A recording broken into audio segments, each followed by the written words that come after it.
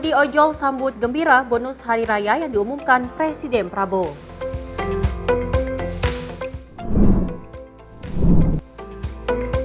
Mendagri tegaskan anggaran pendidikan dan kesehatan tak digunakan untuk pemungutan suara ulang.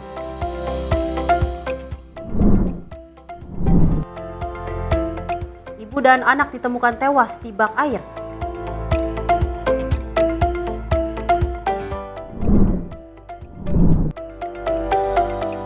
Hijrah di bulan Ramadan, warga hapus tato gratis.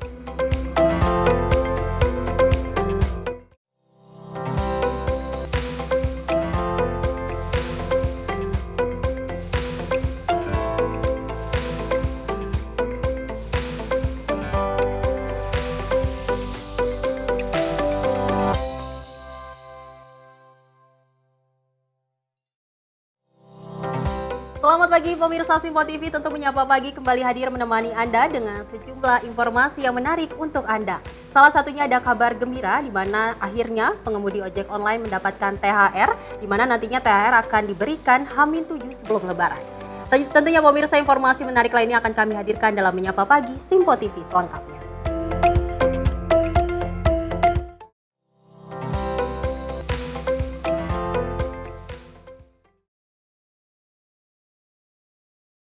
Dan pemirsa, kita awali informasinya di mana Menteri Sosial memastikan bahwa Sentral Terpadu Pangudi Luhur di bawah Kementerian Sosial yang berada di Kota Bekasi, Jawa Barat rencananya akan dijadikan sebagai sekolah rakyat. Hal tersebut diungkapkan Mensos usai meninjau lingkungan dan sejumlah ruangan saat mendampingi Sekretaris Kabinet Teddy Indrawijaya yang merupakan utusan Presiden serta sejumlah instansi lainnya. Menteri Sosial Saifullah Yusuf dengan didampingi Wamensos dan Sekretaris Kabinet Teddy Indrawijaya meninjau gedung sentra terpadu pengudi luhur milik Kementerian Sosial di Bekasi Timur, Kota Bekasi, Jawa Barat. Kedatangan sejumlah pejabat ini untuk mempersiapkan program Presiden Prabowo yaitu Sekolah Rakyat, di mana Sekolah Rakyat ini merupakan sekolah formal berbasis asrama atau boarding school yang diperuntukkan bagi anak tidak mampu namun berprestasi. Pemilihan gedung milik Kemensos ini lantaran secara infrastruktur telah memadai, mulai dari fasilitas kelas, ruang penginapan, fasilitas ibadah dan sejumlah fasilitas lainnya. Menurut Saifullah Yusuf, sesuai arahan Presiden rencananya tahun ajaran 2025, sekolah rakyat akan bisa terlaksana. Ini sekolah formal dan ijazah juga sama seperti sekolah umum lainnya. Mengantar Pak Teddy ya, didampingi oleh teman-teman dari Kementerian Sosial dan juga kementerian terkait untuk melihat persiapan penyelenggaraan sekolah rakyat tahun ajaran 2005-2006. Nah, ini salah satu tempat yang akan dijadikan sekolah rakyat itu. Bagian dari sentra pangudi luhur, asetnya Kementerian Sosial. Nah, alhamdulillah sih semua yang melihat ini dianggap cukup ya untuk memulai penyelenggaraan proses belajar mengajar di tahun 2005. Semua sudah siap, tinggal perbaikan sedikit lah, misalnya penambahan toilet, penambahan ruang makan gitu. Tapi secara umum sudah siap, tempat ibadah untuk muslim, non-muslim juga ada. Jadi lengkap, ini sudah relatif lengkap. Untuk asrama juga sudah siap, untuk ruang-ruang kelas itu juga sudah siap. Jadi secara umum siap. Tadi Pak Teddy juga menyatakan alhamdulillah ini cukup bagus untuk memulai penyelenggaraan sekolah. Rencananya kapan dibuka, ada berapa sekolah yang akan dibuka? Untuk ini lagi kita coba persiapkan terus. Per hari ini sudah ada 40 yang siap di berbagai daerah ya. Mungkin di Bekasi ini nanti ada 2 ya. Di DKI Jakarta ada 3 misalnya, di Jawa Tengah ada 3, 5 dengan Jogja nanti. Jadi ada beberapa gitu, kira-kira 40-an yang sudah siap. Minggu depan mungkin ada penambahan lagi. Kita lihat sampai paling tidak akhir bulan inilah berapa nanti yang sudah benar-benar siap. Mensos menambahkan sekolah ini nantinya hanya menerima para anak yang memang benar-benar tidak mampu dan sudah terdaftar dalam data Kementerian Sosial. Sekolah rakyat rencananya akan serentak berjalan di beberapa wilayah, diantaranya Bekasi, Jakarta, Cirebon, dan Jawa Tengah. Skala rakyat ini nantinya setiap daerah bisa berbeda-beda tingkatannya. Seperti Bekasi ini yang akan dimulai dari jenjang SMA atau SMK. Diketahui usai meninjau lingkungan dan sejumlah ruang dan kelas, Mensos bersama wakilnya juga menghadirkan sejumlah instansi terkait yang terlibat. Dalam hal ini terdapat Kementerian PU, Kementerian Pendidikan, dan instansi lainnya. Dari Bekasi, Muhammad Ridwan, Sinpo TV melaporkan.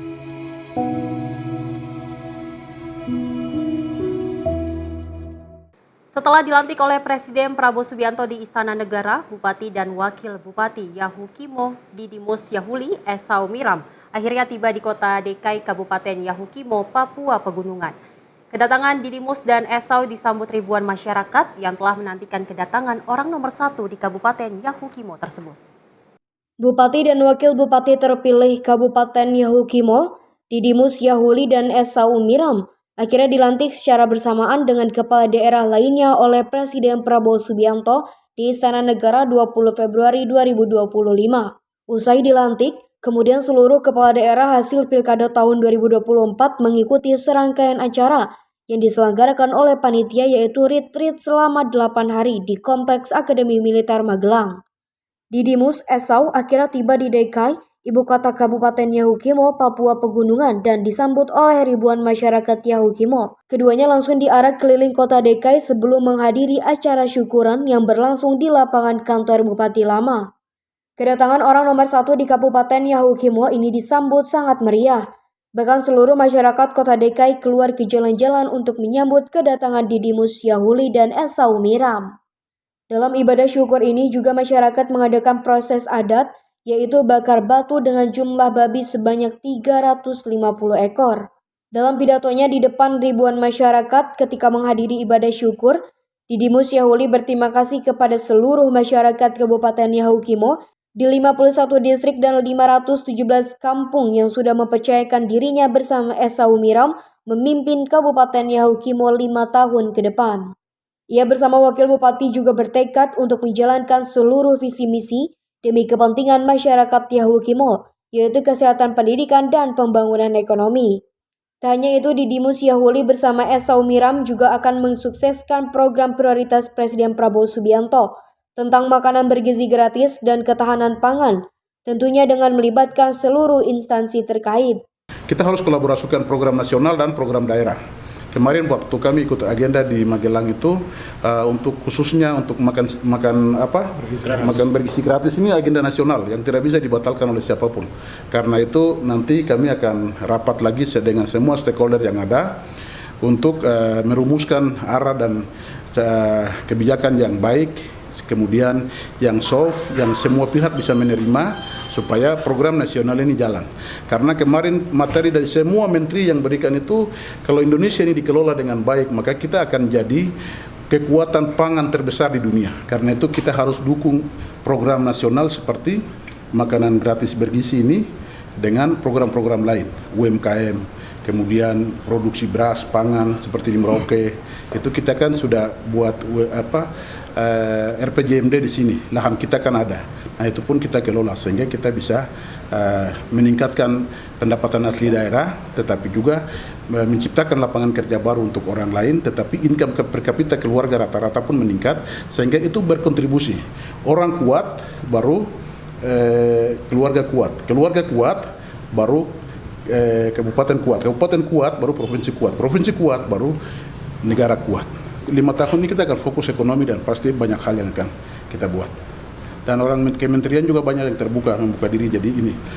Termasuk kekuatan kemarin juga Panglima sudah sampaikan. Siap. Untuk TNI yang ada, mereka bisa kita pakai untuk menjadi petani, mendampingi dan lain-lain.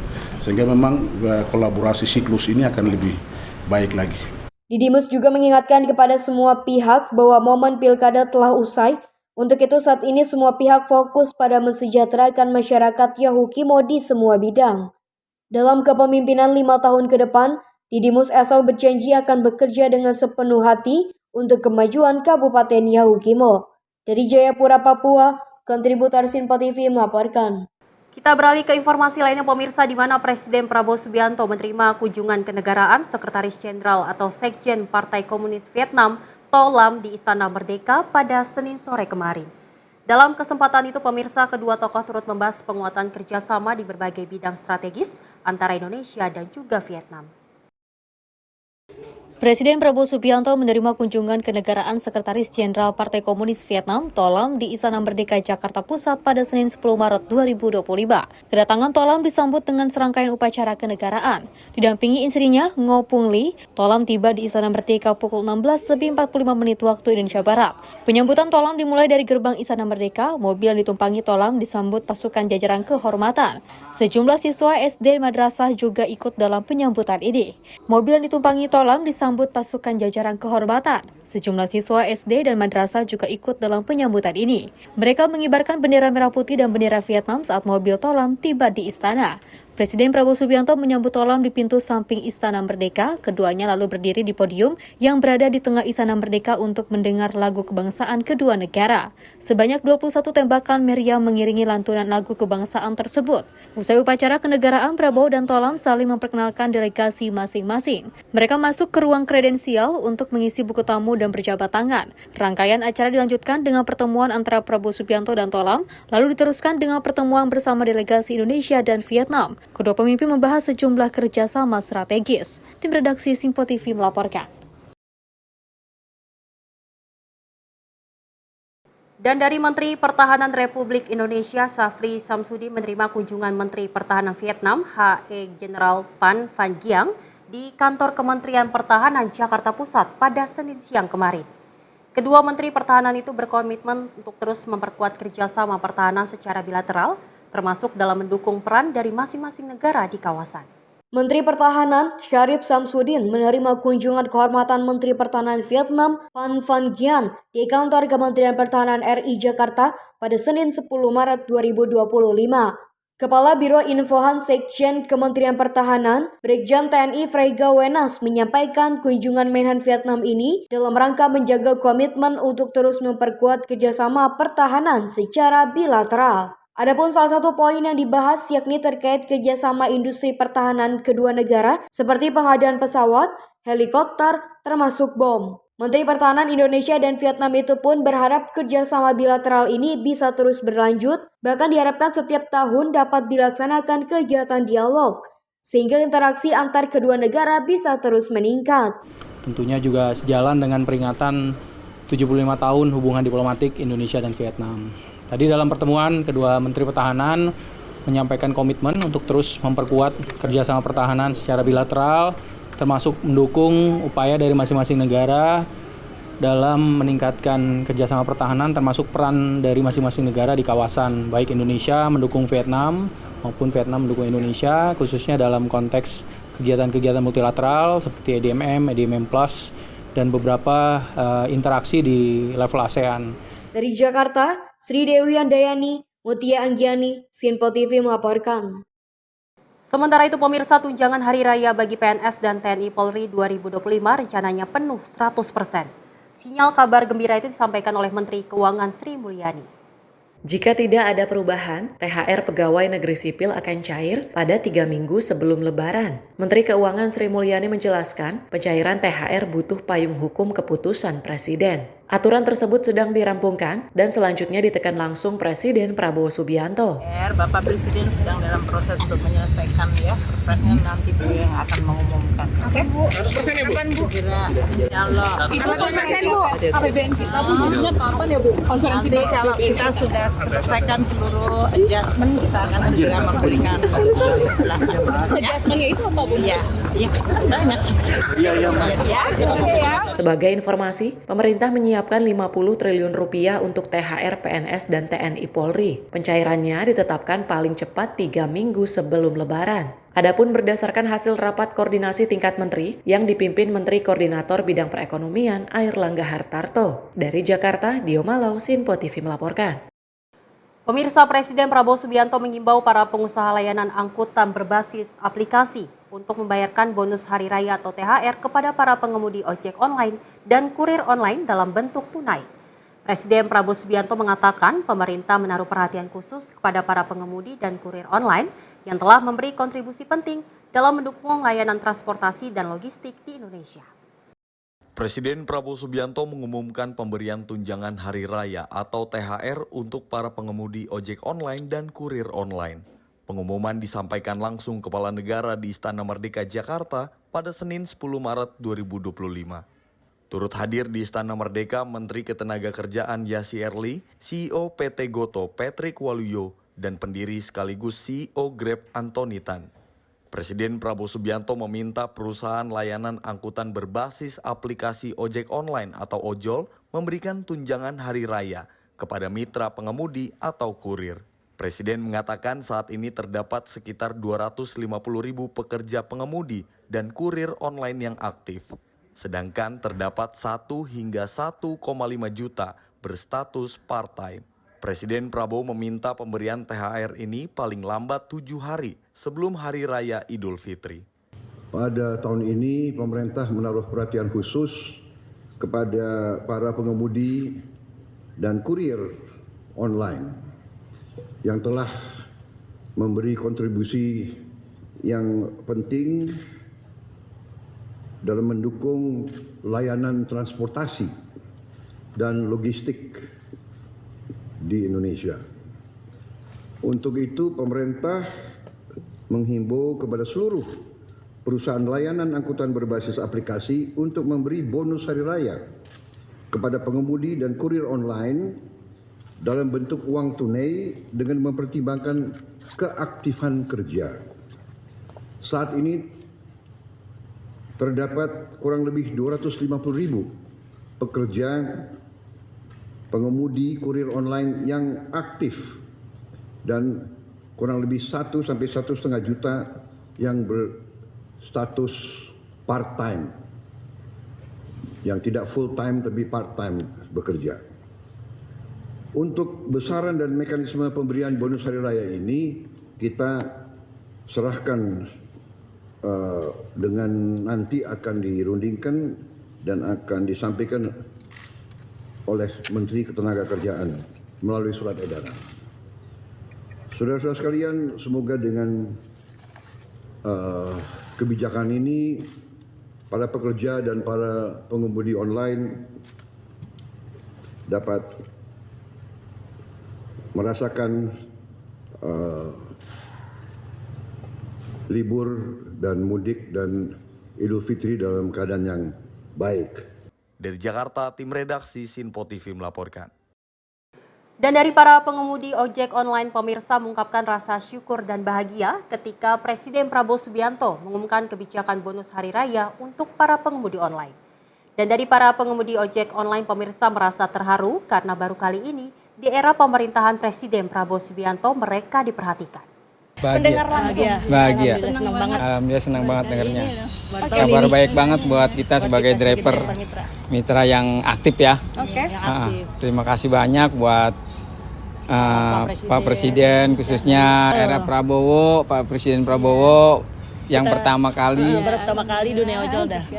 Saya dari KSTAR dari 2016 baru ini. Iya, saya 5 tahun juga baru kali ini. Ada sih kalau tahun kemarin kita kan nggak bentuk THR ya. Jadi kita tetap jalan on beat. Jadi hanya sebatas kayak reward seperti itu aja. Benefit. Harapannya sehat selalu buat Bapak, maju terus buat negara kita. Makasih udah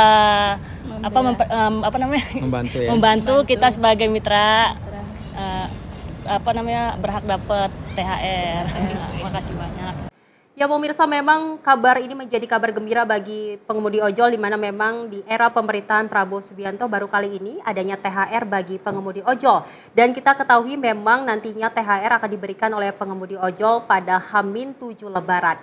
Dan kita ketahui bahwasanya memang para pengemudi ojek online di Indonesia turut bahagia akhirnya dari pemerintahan Prabowo Subianto memberikan perhatian khusus bagi mereka. Dan kita ketahui memang bahwasanya dari Presiden Prabowo Subianto juga berterima kasih kepada para pengemudi ojek online yang telah berkontribusi untuk membangun transportasi di Indonesia.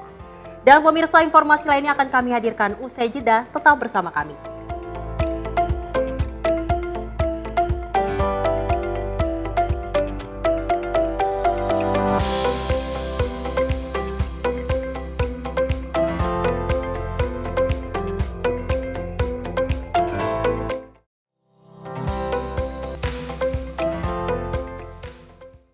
Halo, selamat pagi pemirsa Simpo TV. Selamat pagi Andi. Selamat pagi, Fen. Beragam informasi terbaru hadir menemani Anda sebelum memulai hari.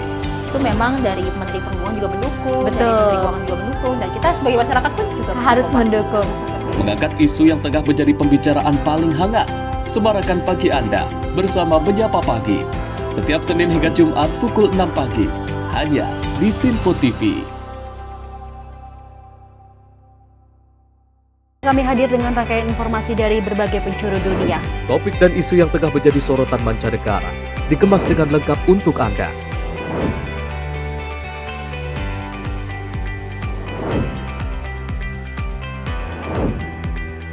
Peristiwa penting yang terjadi dari berbagai belahan dunia kini hadir dalam Simpo Dunia. Setiap Senin hingga Jumat pukul 7:30 malam hanya di Simpo TV. Halo, selamat malam pemirsa. Senang sekali rasanya kami mengisi ruang informasi Anda. Akhiri aktivitas Anda dengan rangkuman perkembangan peristiwa yang terjadi sepanjang hari. Sebelumnya kita saksikan ada sekitar 3.000 tamu undangan, sementara di Ibu Kota Nusantara ini ada sekitar 2.000 tamu undangan. Rangkaian informasi nasional dan mancanegara dirangkum sebagai penutup hari dalam Menyapa Malam. Setiap Senin hingga Jumat pukul 8 malam hanya di Simpo TV. Halo pemirsa, kami kembali hadir dengan sejumlah informasi yang kami himpun dari berbagai penjuru dunia. Rangkaian informasi yang membuat akhir pekan Anda begitu bermakna. Sebuah kelompok di Afrika Selatan memberikan layanan pertunjukan film dengan tenaga surya. Berita yang menjadi sorotan media dari dalam dan luar negeri. Kami hadirkan untuk menemani pekan Anda dalam Simpo Dunia Sepekan. Sabtu dan Minggu pukul 9 pagi. Hanya di Simpo TV.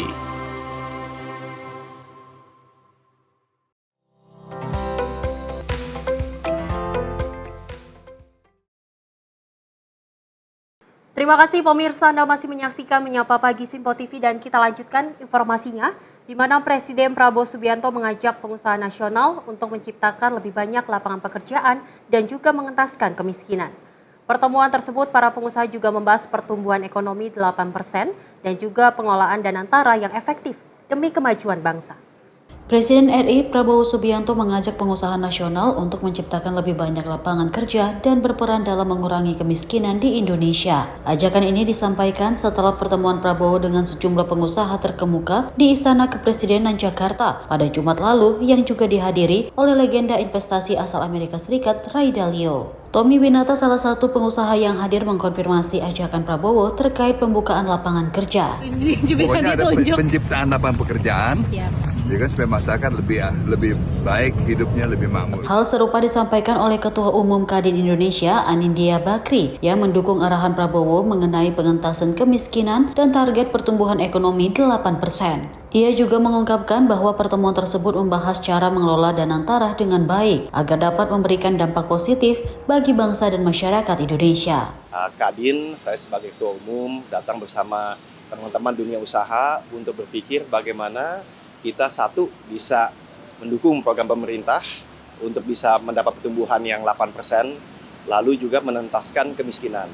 Pengusaha Boy Thohir menyatakan bahwa dalam pertemuan tersebut, para pebisnis nasional diajak untuk bekerja sama membangun Indonesia yang lebih maju dan sejahtera. Selain Boy Thohir, hadir pula sejumlah pengusaha lainnya seperti Andi Samsyudin Arsyad, Sugianto Kusuma, Prajogo Pangestu, Tommy Winata, Antoni Salim, Frankie Usman Wijaya, James Riyadi, Khairul Tanjung, dan Hilmi Panigoro. Tim redaksi Simpo TV melaporkan. Sementara itu, pemirsa, Wakil Presiden Republik Indonesia Gibran Rakabuming Raka meninjau pembangunan Universitas Syekh Nawawi Banten di Serang pada Kamis 6 Maret 2025. Dengan progres pembangunan 82%, pemerintah menargetkan rampung pada April 2025. Wakil Presiden RI Gibran Rakabuming Raka meninjau pembangunan Universitas Syekh Nawawi Banten atau USNB yang berlokasi di Jalan Kampung Kemuludan, Tanarak, Kecamatan Tanarak, Kabupaten Serang, Banten. Wapres memantau langsung sejumlah area yang tengah dalam proses pembangunan. Dalam kunjungannya, Wapres didampingi oleh Wakil Menteri PU Diana Kusumastuti, Gubernur Banten Andra Soni, dan Rektor USNB Siti Hania Tunisa, guna memastikan progres pembangunan kampus berjalan sesuai rencana. Wapres juga memberikan arahan kepada pemerintah daerah setempat untuk turut mendukung penyelesaian pembangunan universitas ini, sebagaimana disampaikan Gubernur Banten Andra Soni. Wapres berharap USNB dapat menjadi pilar utama dalam pengembangan SDM di Banten dan sekitarnya. Tim redaksi Sinpo TV melaporkan. Informasi lainnya pemirsa, di mana Menteri Dalam Negeri Tito Karnavian mengungkapkan bahwa pihaknya sudah menerima daftar daerah yang sengketa Pilkada 2024 ditolak Mahkamah Konstitusi. Ia menyebut dengan ditolaknya gugatan kepala daerah tersebut bisa langsung dilantik. Menteri Dalam Negeri Tito Karnavian menjelaskan bahwa pihaknya akan menerbitkan SK Kemendagri untuk 13 daerah. 13 daerah tersebut nantinya akan dilantik langsung oleh Presiden Prabowo Subianto. Kendati demikian, pelantikan akan dilakukan dengan menyesuaikan waktu Presiden Prabowo. Menurutnya, Presiden Prabowo menginginkan pelantikan kepala daerah segera dilantik agar dapat bekerja secepatnya. Nah, 15 ini sudah masuk di kita, 2 provinsi, 13 kabupaten, dan yang 2 ini sudah saya ajukan ke Seknek untuk diterbitkan ke Kepres Gubernur, yaitu Bangka Belitung dan Papua Pegunungan. Yang 13-nya lagi segera akan kami terbitkan SK Mendagri. Nah, pelantikannya, Bapak Presiden menginginkan agar yang sudah selesai secepatnya bekerja.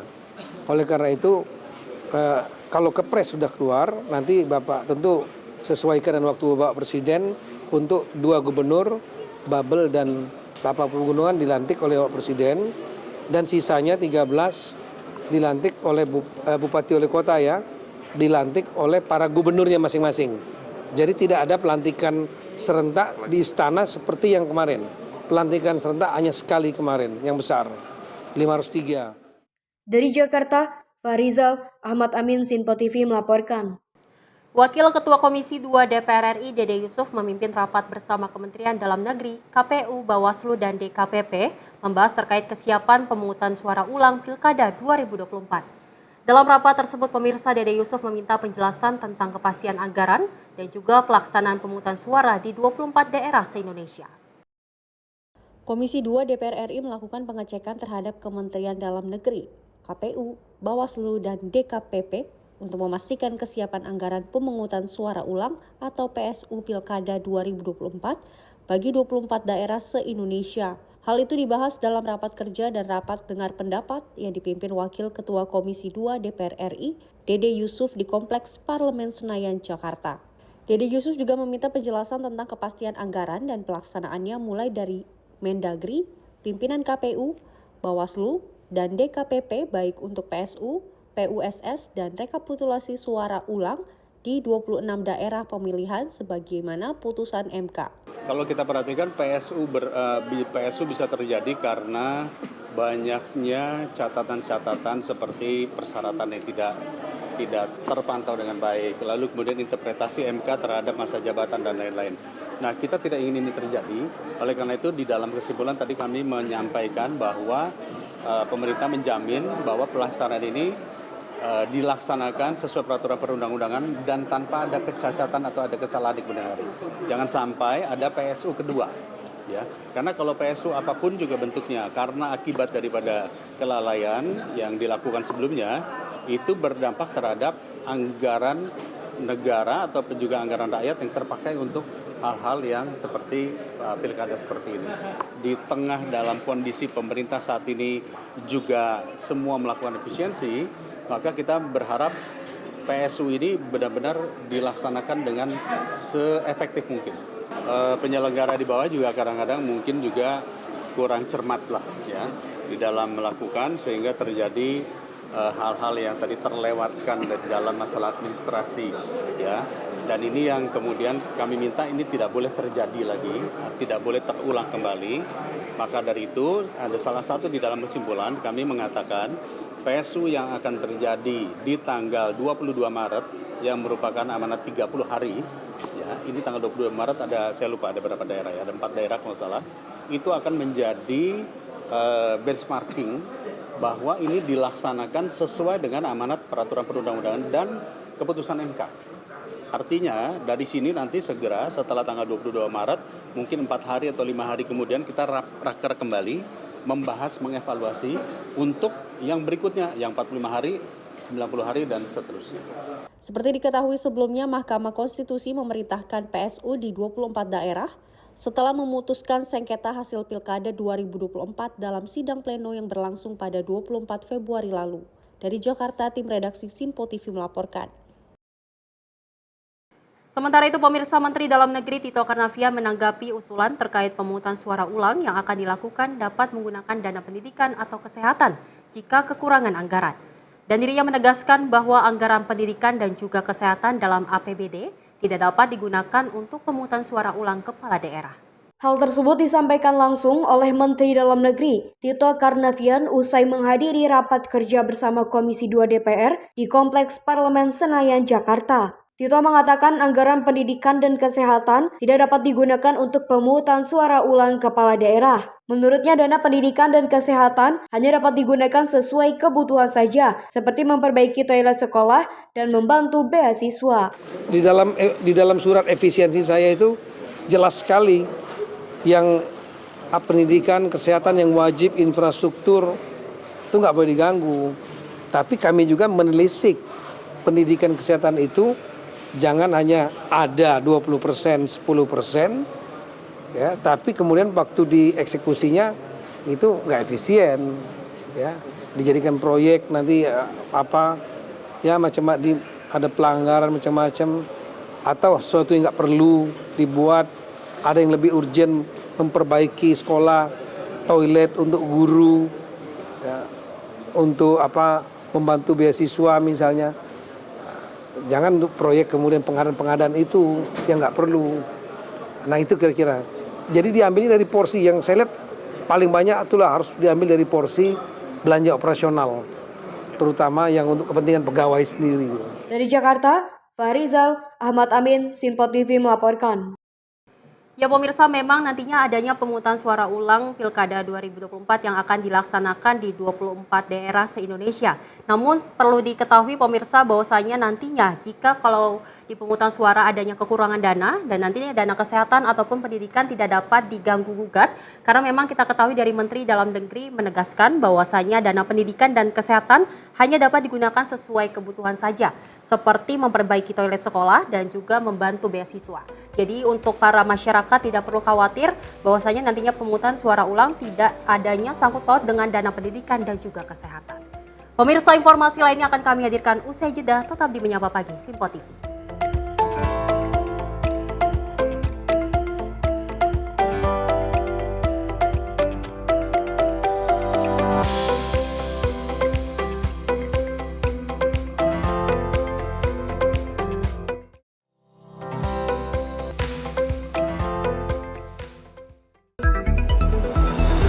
Jadilah yang pertama mengetahui perkembangan terkini seputar informasi dari lembaga parlemen. Punya data nasional, tidak ada satupun backup berarti kan? Tiba-tiba ada putusan yang nggak masuk akal dan seperti ini gitu. Kita biarkan rekomendasi kepada KPK, periksa!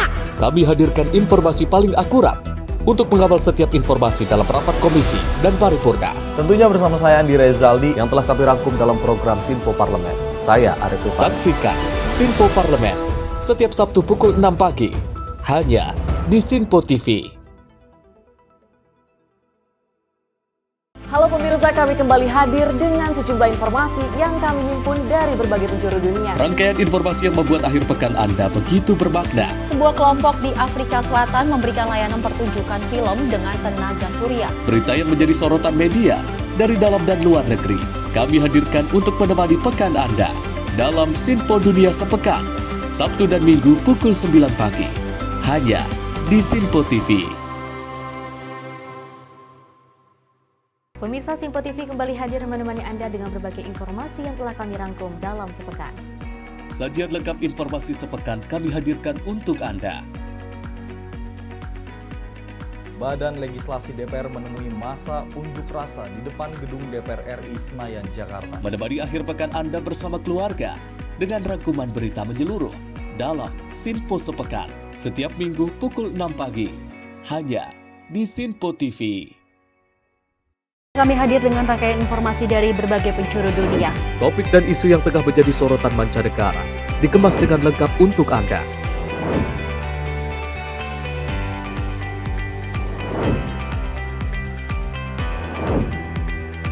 Peristiwa penting yang terjadi dari berbagai belahan dunia ini hadir dalam Sinpo Dunia setiap Senin hingga Jumat pukul 7:30 malam hanya di Sinpo TV.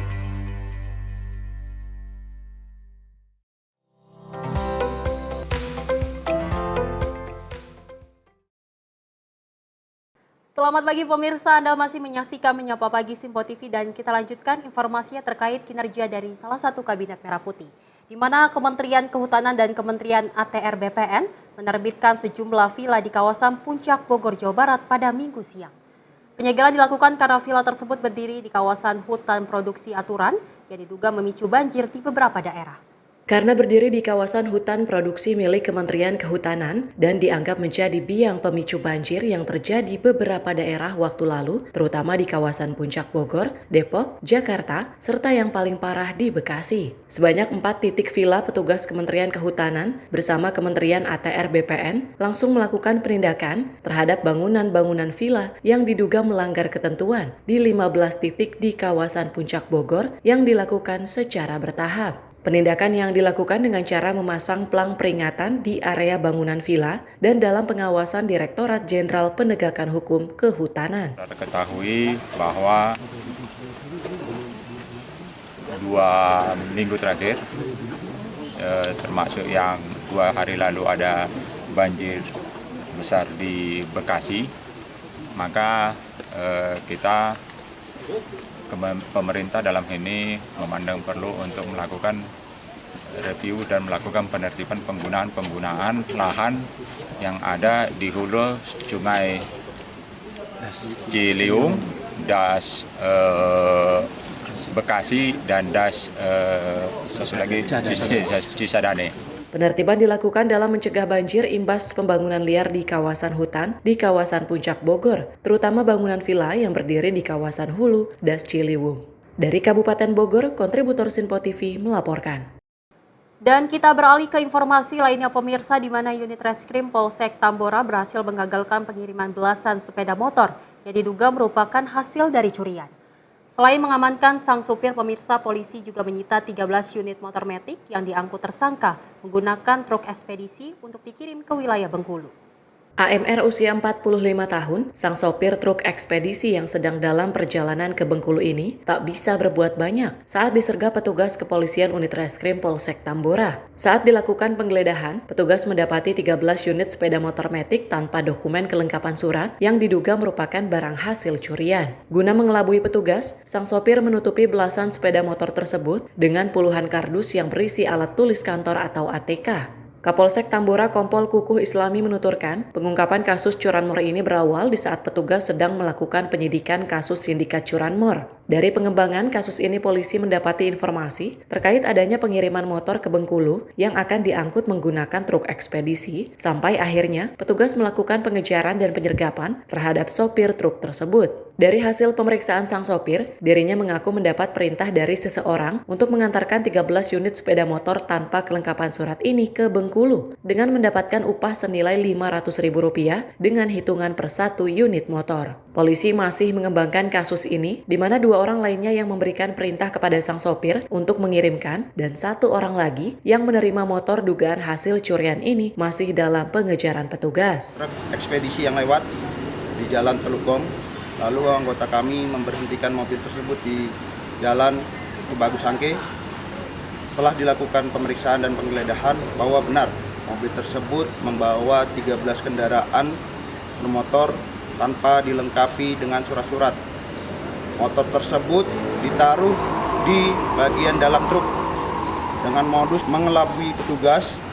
Di bagian belakang truk ditaruh alat ATK. Lalu kita berhasil mengamankan supir ekspedisi tersebut dengan inisial AMR ke Polsek Tambora. Saat ini kami sedang melakukan pengembangan lebih lanjut terkait perkara tersebut. Himbauan untuk masyarakat, bagi masyarakat yang memiliki kehilangan motor dapat mendatangi Polsek Tambora dengan membawa surat-surat untuk menyocokkan surat-surat tersebut dengan kendaraan yang kita amankan di Polsek Tambora. Selain truk ekspedisi berwarna putih, sebanyak 13 unit sepeda motor matic kini telah diamankan petugas sebagai barang bukti. Kini sang sopir masih menjalani pemeriksaan intensif di Mapolsek Tambora. Dari Jakarta, kontributor Sinpo TV melaporkan. Direktorat Reserse Narkoba Polda Sumatera Utara menyergap 1 unit mobil yang kedapatan membawa narkotika jenis sabu sebanyak 56 kg. Mobil yang digunakan pelaku diberhentikan di Jalan Lintas Medan, Banda Aceh pada Kamis malam. Pelaku membawa narkoba dari Aceh untuk didistribusikan ke kota Medan. Ini adalah rekaman video amatir yang memperlihatkan detik-detik ketika tim Sus Direktorat Narkoba Polda Sumatera Utara mengejar sebuah mobil minibus yang melaju dari arah Aceh menuju kota Medan. Pengejaran berakhir di kawasan Kabupaten Langkat usai polisi berhasil menghentikan mobil pelaku. Saat digeledah, petugas menemukan 2 koper yang dibungkus karung. Yang di dalamnya terdapat 56 bungkus narkotika jenis sabu dengan berat total mencapai 56 kg. Direktur Reserse Narkoba Polda Sumatera Utara, Komisaris Besar Polisi Yemi Mendagi, Jumat sore menyebut dalam pengejaran mobil pembawa 56 kg sabu ini, terdapat 1 pelaku yang berhasil melarikan diri dan kini dalam pengejaran. Berdasarkan pengakuan 1 pelaku yang ditangkap, dirinya mengaku jika narkoba yang dibawa berasal dari Lok Seumawe, Aceh, dan berencana membawa narkoba ke kota Medan. Pelaku berinisial A mengaku baru pertama kali membawa narkoba dari Aceh menuju kota Medan karena tergiur upah puluhan juta rupiah. Direktorat Reserse Narkoba Polda Sumatera Utara memastikan akan memberikan tindakan tegas terhadap setiap pelaku narkoba yang masih berani mengedarkan narkoba ke Sumatera Utara. Nantinya pengawasan di setiap jalur pembatasan dan akses masuk Sumatera Utara akan semakin ditingkatkan untuk mencegah masuknya narkoba. Direktorat Narkoba berhasil mengamankan 56 kg dengan 1 orang tersangka. 1 orang tersangkanya lagi pada saat penangkapan berhasil melarikan diri, tapi sampai dengan saat ini kita lagi melakukan pengejarannya. Sabu tersebut dibawa dari wilayah Aceh, kemudian mau dibawa ke wilayah Medan, dan kita amankan pada saat di jalur lintas Aceh Medan, tepatnya di wilayah Kabupaten Langkat. 1 pelaku yang ditangkap dalam kasus ini kini terancam akan dipenjara selama lebih dari 5 tahun atau dapat dihukum dengan hukuman mati karena dijerat dengan Undang-Undang Nomor 35 Tahun 2009 tentang narkotika. Dari Medan, Sumatera Utara, kontributor Sinpo TV melaporkan. Pemirsa, ibu dan anak ditemukan tewas di dalam bak penampungan air di dalam rumahnya di Jalan Angke Barat, Angke Tambora, Jakarta Barat. Kedua korban ditemukan sudah dalam kondisi membusuk dan ada luka di bagian kepala. Warga Jalan Angke Barat, Angke Tambora, Jakarta Barat digegerkan dengan penemuan 2 jenazah di dalam bak penampungan air. Peristiwa ini terjadi pada Jumat dini hari tanggal 7 Maret lalu, di mana korban bernama Chong Silan dan anaknya Eka Serlawati ditemukan tewas di dalam bak penampungan air. Menurut keterangan tetangga korban, saat ditemui di lokasi korban terakhir terlihat sebelum bulan puasa. Korban tinggal bersama 1 anak lelaki dan 1 anak perempuannya yang ditemukan di dalam bak penampungan air. Anak lelaki korban yang bernama Roni awal bulan Maret sempat membuat laporan hilang keluarganya ke Polsek Tambora. Terus ketika abang tahu dirinya meninggal sama anaknya itu gimana bang? Kaget nggak? Kaget lah. Kayaknya emang beritanya itu emang nggak ada, itu katanya pulang. Tahu-taunya bangunnya kemarin. Polisi banyak itu. Polisi banyak sini, kaget. Tapi tinggal berapa orang sih dalam itu? Yang saya terus sih cuma 2, yang cowok yang anaknya yang 1 itu jarang kelihatan ini. Yang cowok jarang kelihatan anaknya. Tahu yang anaknya cewek di sini. Anak yang cewek di sini. Berarti dua-duanya meninggal bang di sini bang? Dua-duanya. Oh, berarti ini rumah sekarang kosong ya? Kosong. Nah, yang di atas juga kayaknya udah pada bubar semua. Yang di atas itu apa? Kontrakan. Oh, kontrakan. Berarti udah nggak ada yang kontrak lagi? Oke, siap. Petugas kepolisian dari unit Reskrim Polsek Tambora dan Satreskrim Jakarta Barat masih melakukan penyelidikan terhadap kedua jenazah yang ditemukan tewas di dalam bak penampungan air. Diduga kuat pelaku pembunuhan tak lain merupakan orang dekat korban. Dari Jakarta, kontributor Sinpo TV melaporkan. Sungguh mengenaskan pemirsa, di mana seorang ibu dan anak tewas di penampungan air di rumahnya, dan memang kita ketahui bahwasanya dari anak lelakinya memang sudah memberikan laporan kehilangan kepada pihak kepolisian pada bulan Maret, namun memang ternyata ditemukan tewas di penampungan rumahnya di Angke, Jakarta Barat. Dan memang kita ketahui untuk penyebab dari tewasnya ibu dan anak belum diketahui pastinya, namun diduga kuat pelaku dari pembunuhan ibu dan anak adalah orang terdekatnya. Kita berharap kasus seperti ini tidak serupa lagi dan tidak ada lagi terjadi di Indonesia. Dan pemirsa, informasi lainnya akan kami hadirkan usai jeda, tetap bersama kami.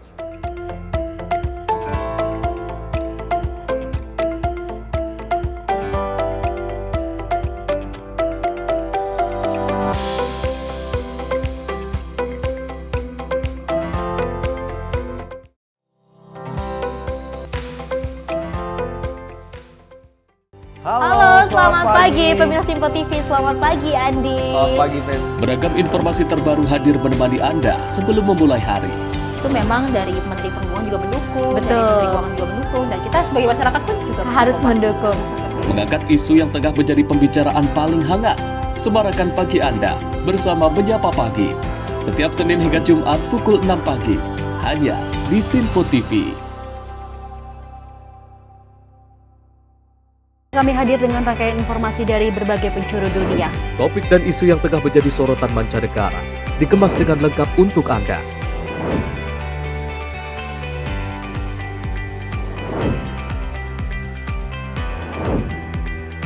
Peristiwa penting yang terjadi dari berbagai belahan dunia kini hadir dalam Simpo Dunia. Setiap Senin hingga Jumat pukul 7:30 malam hanya di Simpo TV. Halo, selamat malam pemirsa. Senang sekali rasanya kami mengisi ruang informasi Anda. Akhiri aktivitas Anda dengan rangkuman perkembangan peristiwa yang terjadi sepanjang hari. Sebelumnya kita saksikan ada sekitar 3.000 tamu undangan, sementara di Ibu Kota Nusantara ini ada sekitar 2.000 tamu undangan. Rangkaian informasi nasional dan mancanegara dirangkum sebagai penutup hari dalam Menyapa Malam. Setiap Senin hingga Jumat pukul 8 malam, hanya di Simpo TV. Halo pemirsa, kami kembali hadir dengan sejumlah informasi yang kami himpun dari berbagai penjuru dunia. Rangkaian informasi yang membuat akhir pekan Anda begitu bermakna. Sebuah kelompok di Afrika Selatan memberikan layanan pertunjukan film dengan tenaga surya. Berita yang menjadi sorotan media dari dalam dan luar negeri kami hadirkan untuk menemani pekan Anda dalam Simpo Dunia Sepekan, Sabtu dan Minggu pukul 9 pagi. Hanya di Simpo TV.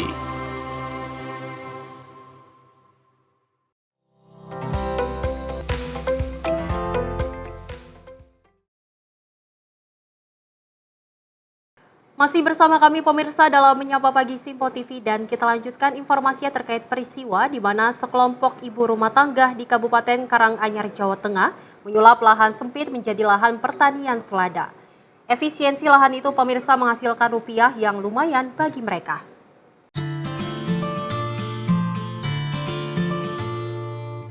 Efisiensi bukan sembarang efisiensi, karena para ibu rumah tangga di Colomadu Karanganyar ini berhasil menyulap lahan sempit menjadi ladang selada. Ya, berbekal ilmu pertanian hidroponik, mereka mulai menanam sayuran. Saat ini selada di lahan kosong pekarangan rumah, mereka menanam 800 pohon selada.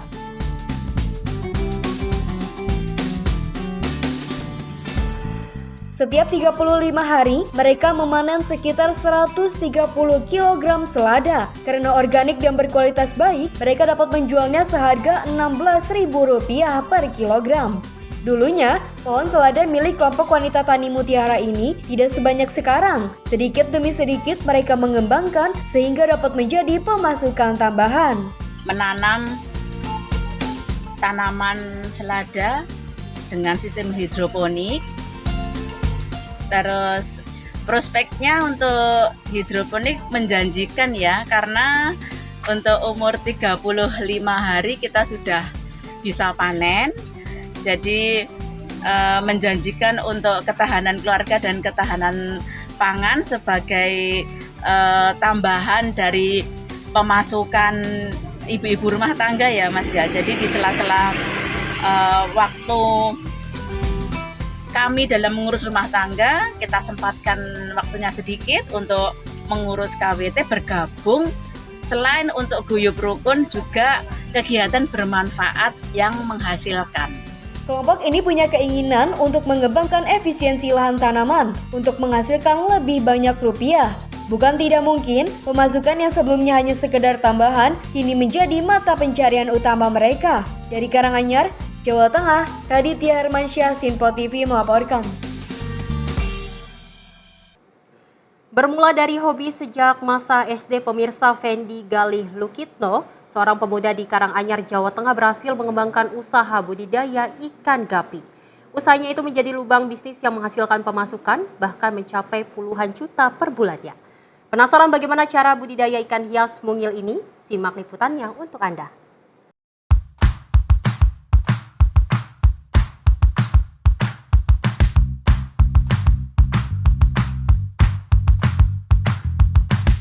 Ketekunan dalam menggeluti budidaya ikan gapi berhasil membawa Fendi Galih Lukito, pemuda asal desa Jatikuwung, Gondan Grejo, Karanganyar, Jawa Tengah, meraih kesuksesan. Bisnis budaya ikan yang digeluti sejak tahun 2016 ini telah berhasil menembus pasar internasional. Pemuda berusia 22 tahun tersebut bercerita bisnis budidaya ikan gapi itu berawal dari hobi, di mana dirinya memang sangat menyukai ikan hias. Ia mencoba peruntungannya untuk terjun ke bisnis ikan gapi dengan modal pengalaman budidaya secara otodidak. Di awal bisnisnya, Fendi mengaku membudidayakan ikan gapi hanya dengan memanfaatkan barang yang tidak terpakai, seperti ember dan baskom sebagai media budidaya. Kemudian ikan hasil budidaya mulai ia tawarkan melalui media sosial saat berusia 2 bulan atau layak untuk dijual. Tanpa disangka, ikan hasil budidaya mendapatkan respon yang baik. Secara perlahan, hasil jual belinya ia manfaatkan untuk membeli berbagai jenis ikan gapi. Hingga akhirnya saat ini terdapat sekitar 30 jenis yang ada di tempat budidayanya. Fendi mengaku modal awal yang ia gunakan hanya sekitar Rp300.000. Namun saat ini dari hasil bisnis ikan gapinya mampu menghasilkan satu tempat untuk budidaya lengkap dengan rak serta akuarium. Jual beli ikan gapi yang ia budidayakan ini kebanyakan melalui media sosial. Namun ia juga tak menutup pembelian langsung di lokasi budidaya. Salah seorang penghobi ikan hias yakni Keisha mengaku sangat menyukai koleksi ikan hias milik Fendi Galih. Menurutnya, ikan yang dibudidayakan oleh Galih tersebut memiliki warna dan kualitas yang bagus dan sangat menarik. Kenapa Mbak suka ikan gupi? Karena warnanya cerah, bagus, bentuknya menarik. Itu mengenal ikan gupi dari mana Mbak? Dari lihat-lihat YouTube atau dari teman atau gimana? Dari lihat YouTube. Emang suka ikan-ikan hias gitu atau gimana? Ya, lumayan suka. Nanti rencana ikannya buat diapain? Buat dijadiin pajangan. Menurut Fendi, jenis ikan gapi yang banyak ia budidayakan saat ini adalah jenis full gold. Pasalnya, jenis ikan dengan warna didominasi emas menjadi primadona dan peminat ikan gapi. Sedangkan harga ikan gapi yang dijualnya ini juga bervariasi, mulai dari Rp50.000 hingga Rp1.000.000. Semua itu tergantung dari jenis dan kualitas ikan. Tertarik ke ikan gupi itu sejak 2016. Awalnya gimana Mas ceritanya tertarik? Awalnya itu ya karena saya coba-coba dulu sih pertama. Saya coba-coba karena awal kecil itu saya pernah budidaya ikan gupi dan itu berhasil memproduksi ikan gupi yang sangat banyak. Dan waktu saya SMA, itu waktu saya remaja, saya kepikiran ingin memelihara hewan yang kotorannya itu tidak berbau. Nah, mulai dari situ saya kepikiran untuk memelihara ikan. Nah, di situ saya kepikiran karena waktu kecil saya pernah memelihara ikan gupi, lalu saya kepikiran untuk membeli ikan gupi. Nah, saya cobalah itu untuk cari-cari ikan gupi di media sosial Facebook, seperti Facebook, Instagram, dan lain-lain. Nah, alhasil saya bertemu dengan salah satu breeder ikan gupi. Nah, di saat itu saya kaget. Kenapa kok harga ikan gupi itu harganya sangatlah mahal sekarang? Ada yang Rp50.000, ada yang Rp100.000, dan ada yang Rp200.000. Dan saya mencoba membeli salah satu jenis ikan gupi. Dan awal memelihara itu saya sangat senang sekali karena saya bisa membreedingkan gupi dan menghasilkan budidaya ikan gupi yang sangat banyak. Selain Pulau Jawa dan luar Jawa, hasil budidaya ikan gapi miliknya ini juga sudah menembus pasar luar negeri seperti Australia, Vietnam, Thailand, dan Belanda. Dari Karanganyar, Jawa Tengah, Raditya Hermansyah, Sinpo TV melaporkan. Dan kita beralih ke informasi lainnya pemirsa, di mana Satlantas Polresta Solo memiliki cara untuk berbagi berkah saat Ramadan. Salah satunya dengan berbagi takjil untuk berbuka puasa dan makanan untuk sahur. Kegiatan ini turut menjadi sarana kepedulian oleh polisi kepada pengendara, tukang beca, serta warga yang kurang mampu.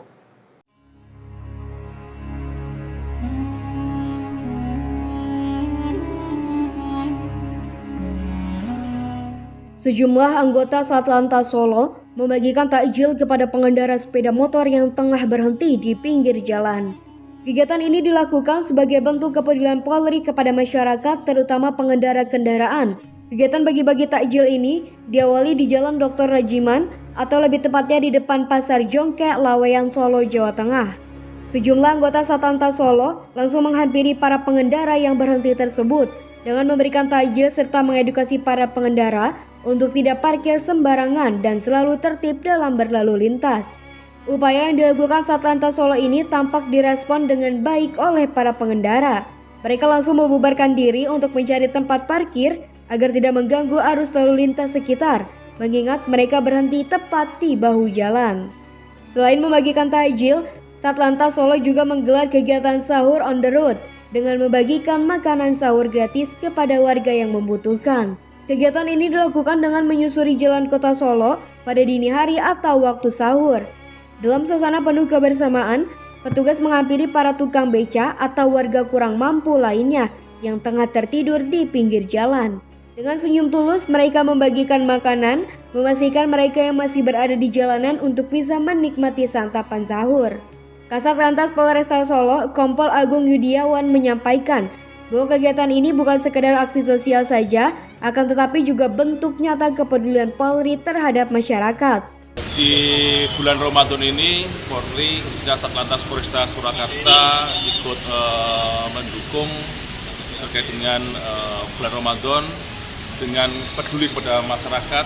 Kita bentuk kepeduliannya ini, kita memberikan sedikit rezeki kepada masyarakat yang ada di wilayah Kota Surakarta yang membutuhkan. Kita memberikan takjil atau untuk berbuka puasa ke masyarakat yang menjalankan ibadah puasa pada bulan Ramadan ini. Kami berharap dengan kegiatan ini kita lebih bisa mendekatkan diri dengan masyarakat dan juga nanti akan kami sisipi terkait dengan sosialisasi kepada masyarakat untuk selalu tertib berlalu lintas. Kegiatan bagi-bagi takjil dan makan sahur gratis ini diharapkan dapat menumbuhkan semangat gotong royong dan kepedulian antar sesama, khususnya bagi personil Polresta Solo dan masyarakat. Selain itu juga menjadi momen untuk mempererat kebersamaan dan solidaritas sosial di bulan suci Ramadan. Dari Solo, Jawa Tengah, Raditya Hermansyah, Sinpo TV melaporkan.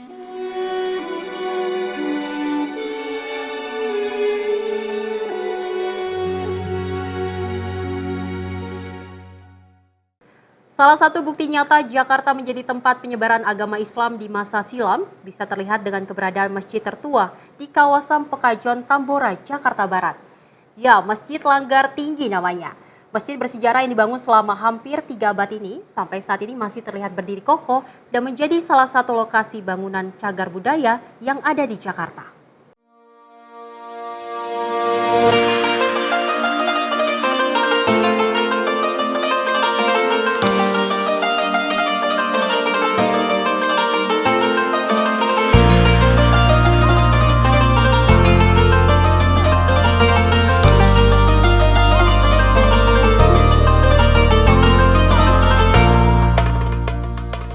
Dibangun pada tahun 1829, Masjid Langgar Tinggi yang berada di Kelurahan Pekojan, Kecamatan Tambora, Jakarta Barat masih berdiri kokoh hingga saat ini. Meski hampir sebagian bangunannya telah dipugar karena faktor usia, namun struktur bangunan masjid masih dipertahankan keasliannya, seperti ornamen mimbar kayu hingga jendela-jendela kayu. Dengan keelokan nuansa artistik klasiknya, Ciri khas Masjid Langgar Tinggi ini berbentuk persegi panjang dan memiliki 2 lantai yang mirip dengan rumah panggung. Oleh karena itu, masjid ini dinamai Langgar Tinggi karena semua kegiatan keagamaan berpusat di lantai atas. Sementara lantai bawah digunakan sebagai tempat istirahat pengurus masjid. Berdirinya Masjid Langgar Tinggi ini berawal di mana masa silam lalu di mana para saudagar Arab yang tergabung dalam Serikat Dagang Islam mendatangi lokasi ini untuk berdagang dan berdakwah, sekaligus syiar dalam menyebarkan agama Islam. Di mana lambat laun para saudagar ini membangun masjid tersebut dengan maksud untuk tempat singgah dan beribadah bagi para saudagar lain yang akan melintas ke Jakarta atau pada zaman masanya dulu disebut dengan Kota Batavia. Sementara arsitek bangunan masjid ini merupakan perpaduan antara Portugis, Arab, dan Cina. Masjid yang terletak di pinggir Kali Angke ini memiliki latar belakang sejarah penyebaran agama Islam yang luar biasa. Karena masjid ini menjadi pusat para saudagar di masanya yang menggunakan moda transportasi perahu yang melintasi jalur sungai. Selain itu, masjid yang berbentuk persegi panjang ini juga banyak menggunakan perpaduan ornamen Islam dan Tionghoa, di mana ini menunjukkan budaya toleransi antara umat beragama sudah terbangun pada masanya. Dan kebetulan ya ada beberapa saudagar-saudagar yang udah ada di sini seperti kayak Hababah Syarifah kecil, ini adalah tanah mereka. Iya, tapi mereka nggak mau sebut nama perempuan. Iya, orang Arab nggak mau namanya perempuannya dicantumkan. Jadi dipakai nama Syekh Said Naum yang sudah dikenal oleh Belanda. Jadi seolah-olah ini tanah adalah Syekh Said Naum, kan? Nama mengajib masalah Allah mengetahui siapa yang punya. Iya. Nah, disinilah dibangun satu langgar yang berdekatan dengan Kali Angke, atau memang dulu kali ini adalah transportasi kita orang. Ada geteknya dari Serang, dari Tangerang, dari Kulon, mereka bawa durian, bawa kelapa, bawa semangka, parkir di sini. Dan bawah, makanya sebut tinggi karena di bawahnya dipakai buat penginapan atau stay mereka-mereka yang kemalaman. Nah, banyak mulai kebudayaan Arab tertuang di sini dari Hadramaut. Tetapkan tahun 1992. Iya, karena beberapa bangunan cagar budaya atau yang diangkat menjadi cagar budaya adalah bangunan yang masih utuh, yang masih dioperasikan ya, dan bentuknya belum berubah. Nah, bagi Anda yang penasaran akan keindahan dan keelokan masjid yang telah ditetapkan menjadi salah satu bangunan cagar budaya ini, Anda dapat mendatangi dan melihatnya langsung, terlebih di saat bulan suci Ramadan tahun ini, untuk melakukan ibadah sekaligus untuk berwisata religi. Dari Jakarta, kontributor Sinpo TV melaporkan. Dan ada informasi menarik pemirsa di mana hari ke-10 Ramadan dimanfaatkan puluhan warga untuk mengikuti kegiatan hapus tato yang digelar di gedung Balai Kota DKI Jakarta pada Senin pagi. Program hapus tato yang digelar secara gratis mendapat antusias tinggi dari warga pemilik tato di tubuh. Terlebih harga hapus tato terbilang cukup mahal, yakni menyentuh angka jutaan rupiah untuk sekali tindakan. Puluhan warga dari berbagai wilayah berbondong-bondong mendatangi gedung Balai Kota DKI Jakarta pada Senin pagi. Kedatangan para warga yang memiliki tato di bagian tubuhnya untuk mengikuti layanan hapus tato gratis yang digelar Lembaga Zakat dan Amal Basnas Basis DKI Jakarta. Sebelum mendapat layanan hapus tato, para warga terlebih dahulu melakukan registrasi ulang hingga serangkaian pemeriksaan kesehatan. Setelah melaksanakan rangkaian tersebut, barulah proses penghapusan tato dilakukan dengan menembakkan laser bertenaga tinggi yang menembus jauh ke dalam kulit hingga mampu menghancurkan partikel tinta di dalam sel yang memberi warna pada tato. Ketua Basis Basis Provinsi DKI Jakarta, Ahmad Abu Bakar menyebut total ada sebanyak 200 orang peserta yang mengikuti kegiatan program hapus tato gratis di gedung Balai Kota DKI Jakarta yang digelar selama 2 hari. Kegiatan ini diharapkan dapat membantu warga untuk berhijrah dengan menghapus tato yang ada di tubuh mereka. Basis Provinsi DKI Jakarta melaksanakan hapus tato untuk masyarakat, khususnya di Balai di Balai Kota Provinsi DKI Jakarta. Untuk kegiatan hari ini ada berapa banyak peserta yang akan peserta yang menjadi target kita secara keseluruhan adalah 700 orang, tetapi khusus di Balai Kota ini targetnya kita akan memperoleh atau mendapatkan 200 orang. Tapi biasanya bisa lebih, dan ini pelaksanaannya hari ini dan hari esok. Gitu. Selain di Balai Kota juga dilakukan? Ada di seluruh kota Jakarta Barat, Timur, Selatan, Utara, dan pusat. Tak hanya diikuti oleh warga Jakarta, kegiatan hapus tato gratis ini juga diikuti oleh warga dari luar Jakarta. Anung salah satunya, dirinya mengaku telah 16 kali melakukan tindakan hapus tato gratis dengan harapan tato yang ada di tangannya bisa kembali bersih. Terlebih harga hapus tato terbilang cukup mahal, yakni menyentuh angka jutaan rupiah untuk sekali tindakan. Dari teman saya Pak ya? Bapak Setiawan, tindakan. Terus sampai akhirnya memutuskan untuk datang kemari itu kenapa Mas? Ya mau hapus tato. Mau hapus tato? Iya. Udah berapa kali tindakan? 16 kali? Iya. Sebelumnya di Bapak Garu ke dokter? Ini atau ke dokter juga atau seperti apa? Di sini doang. Oh di sini doang ya? Iya. Gimana Mas tanggapannya dengan adanya layanan hapus tato gratis ini? Ya alhamdulillah adanya kegiatan ini membantu dah. Bantu ya? Iya. Tapi sebelumnya Bapak Buriantri, tindakan. Enggak. Emang di sini aja ya? Iya, sekali jepret 10 juta. Sekali jepret 10 iya. juta. Di sini gratis ya? Iya. Sebelumnya itu tato dari udah berapa lama di tangan? Lupa sih. Udah lama kan? Iya. Ini udah 16 kali tindakan. Iya. Terus kira-kira itu selesainya berapa kali tindakan Mas kalau menurut informasi dari dokter yang Mas dapat? 25 paling bersih ini. 25 baru bersih ya? Iya. Selama bulan Ramadan ini, Basis Basnas DKI Jakarta menargetkan sebanyak 700 peserta hapus tato gratis yang digelar di 5 wilayah kota Jakarta. Dari Jakarta, Dio Malau, Simpo TV melaporkan.